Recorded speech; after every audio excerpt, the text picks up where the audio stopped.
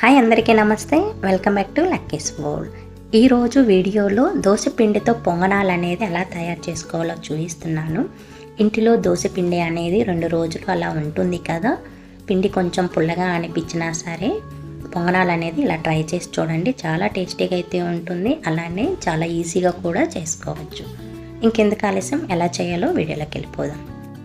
ఈ పొంగనాలు చేయడానికి సరిపడంత దోశ పిండిని అయితే తీసుకొని, పిండి కన్సిస్టెన్సీ అనేది వీడియోలో చూపిస్తున్న విధంగా ఉంటే సరిపోతుంది.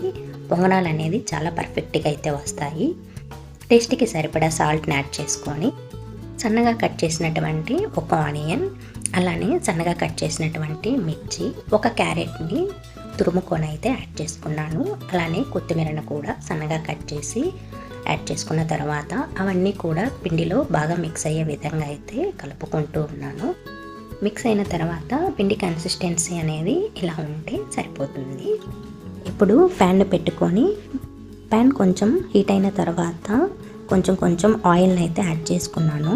ఆయిల్ లైట్గా హీట్ అయిన తర్వాత ముందుగా కలిపి పక్కన పెట్టుకున్నటువంటి పిండిని తీసుకొని గుంతలాంటి గరిటెతో పొంగనాలు అయితే వేసుకున్నాను. ఎప్పుడైనా పొంగనాలు చేసేటప్పుడు మంట అనేది మీడియం ఫ్లేమ్లో ఉండేలా చూసుకోండి. ఎందుకంటే మీడియం ఫ్లేమ్లో పెట్టుకోవటం వలన పొంగనాలు లోపల పిండిగా లేకుండా కలర్ అయినా స్ట్రక్చర్ అయినా సరే చాలా పర్ఫెక్ట్గా వస్తుంది. చూసారు కదా, మిగిలిన పిండితో కూడా అలానే పొంగనాలు అనేది వేసుకున్నాను.